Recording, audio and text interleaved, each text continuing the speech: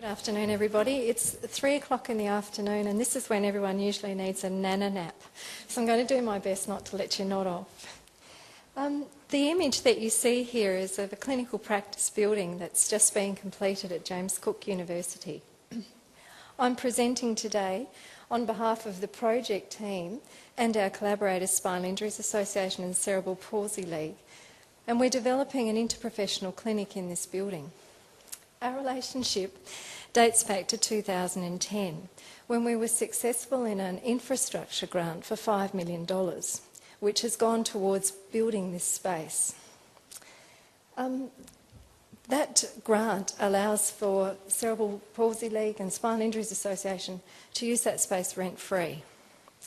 And so our challenge is that there are still many other costs related to interprofessional education, and it's about how do we do that.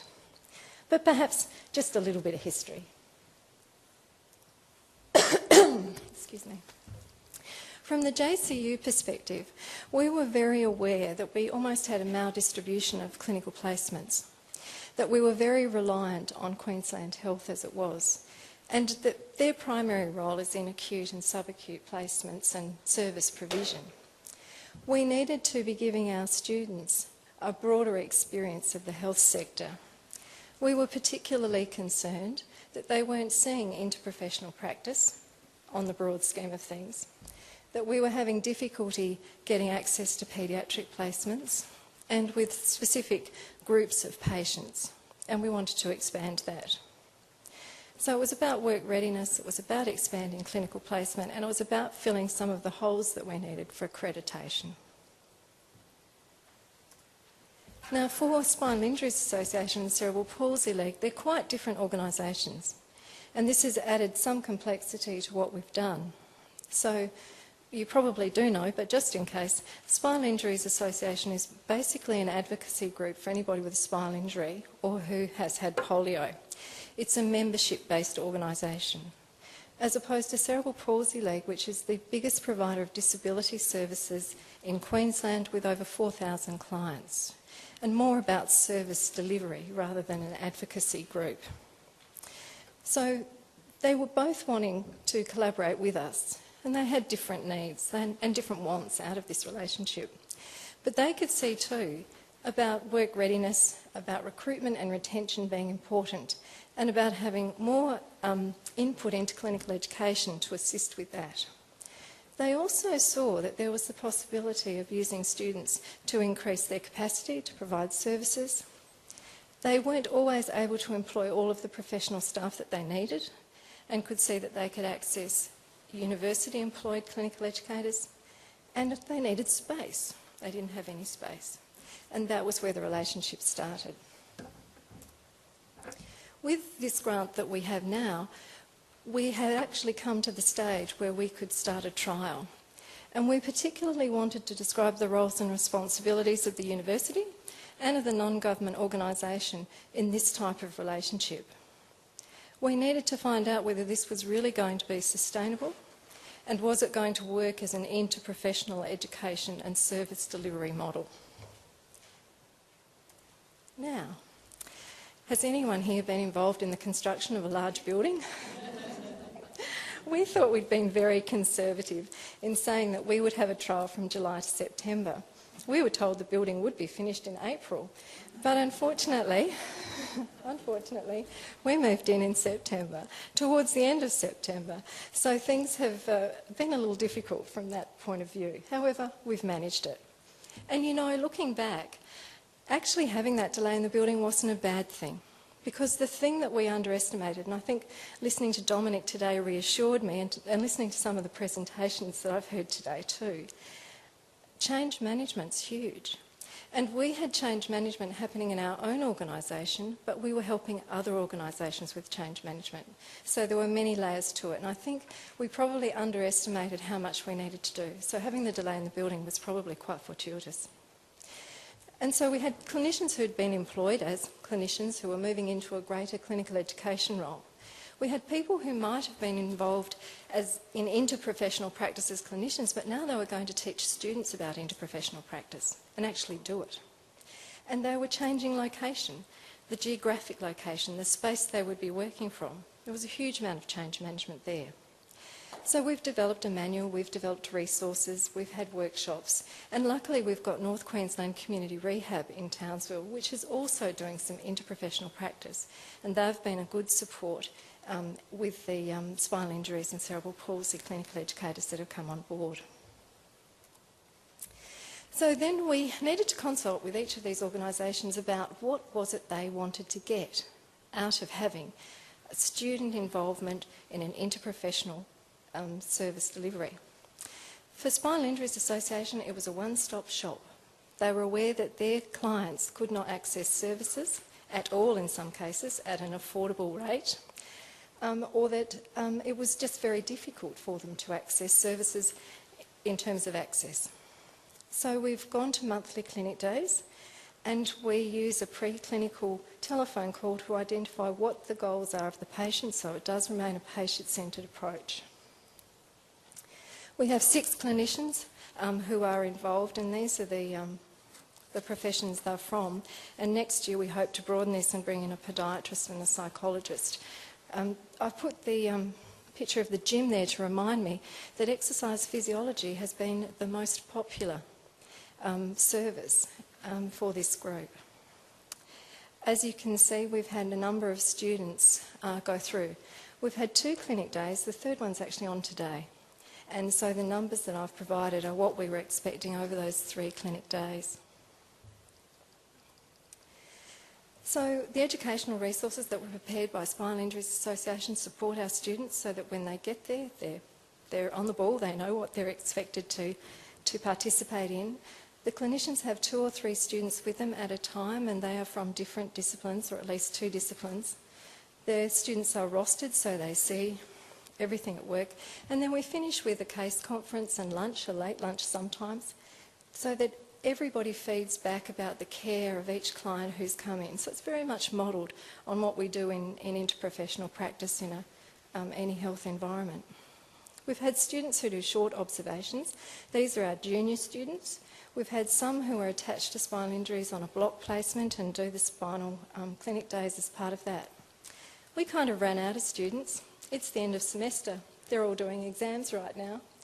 But you know, our graduates, or those who are about to graduate, have finished their assessment, so we called for volunteers, and we were overwhelmed. We had 3 times the number of volunteers that we could actually take. And these are people who are about to graduate. They value what we're doing. So we've had 28 attendees. Most of the clients that are coming are accessing 2 to 3 different services on the day, and we've had a good uptake of appointments. I thought that this quote from one of the case conferences was from one of the spinal injuries clients. I hadn't seen a dietitian for more than 10 years. So why? Well, I just couldn't find a dietitian, and I couldn't find one that I could afford. So this access to services has been good for the group. Now, we couldn't have gotten a better piece of feedback had we paid for it.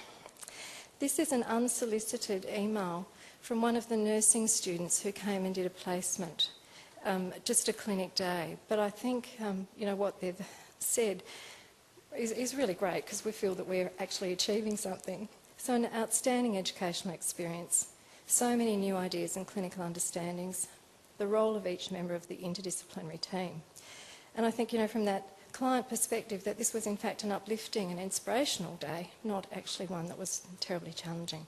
So it looks like the students are really getting something out of this. With collaborators, you know, there was a little bit of apprehension about being involved in something like this. And I think this feedback, which comes from someone who was involved in setting up the clinic days and is also one of the clinicians that has been involved, actually says, well, yes, this is really worthwhile, and it's exceeded our expectations. So all in all, I think that's a good news story. Working with Cerebral Palsy League, they had a different need, and their need was to provide clinic-based services, one-to-one services. A lot of their services are home-based, out in the community, and they needed the space for that. At the moment, they're delivering OT, physio and speech pathology services. As I said, we didn't get into the building until late in September. There have been 82 clinical services provided to date. And they have students who are on block placements rather than doing the observational placements, so I don't have any feedback for you about that today. We have been asking the students, overall, have you found it valuable? As an open-ended question, this is what they're telling us, that it was valuable to see other disciplines at work, to learn the roles and skills, and to see them actually working in an IP setting. And I think one of the nicest things too is that last comment, that it's not about a recipe approach to treatment, and I think often students want recipe approaches. So it's a nice thing for them to learn that this is how it really needs to be. The challenges, the good, the bad and the ugly, as they say. So we did have significant delays with the building, but we've managed that. We've started the trial. Conceptually, I think that apprehension of the clinical staff from the non-government organisations was something that really needed a great deal more change management than we expected. So if you're going into a collaboration like this, leave plenty of time, plenty of resources to put towards that. I think the other thing too is, as I said, Spinal Injuries Association and Cerebral Palsy League are quite different organisations. And so their organisational structure and the priorities of the organisation at any point in time will have an influence on what you're able to achieve, and the flexibility about changing things. Interestingly, we started this collaboration in 2010. None of the people at those two organisations that were there then are there today. So bringing people on a journey over 3 or 4 years to make this happen needs quite a lot of energy as well. We've heard a little bit today about systems.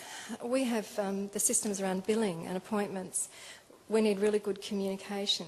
A shared patient record is really important in an interprofessional setting. How do you manage that when you've got different organisations involved in it? That's been a little challenging. The logistics of timetabling around students, sometimes you need to be a little creative around that, but I think with long enough lead-in times that can actually be overcome. So at the moment we've provided over 1,000 hours of clinical education, and that's really been over about 8 weeks. We will not know until the end of November really what the outcomes are in terms of everybody's satisfaction, but at the moment we think that we're achieving good things. At the end of November we're going to have to sit down with Spinal Injuries and Cerebral Palsy League, and we're going to have to take a look at the service delivery models that we've developed, at the financial model and at the educational model, and it's only then that I think we'll know whether this is truly sustainable. So there's a little way to go yet.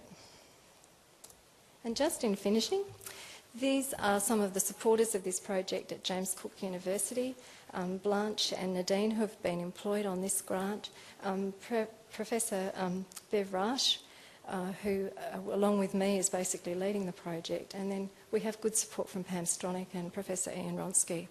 I'd also very much like to acknowledge the support of Jill Morrison from Spinal Injuries Association, who's here today presenting as well, and also the team at Cerebral Palsy League. And thank you for your time.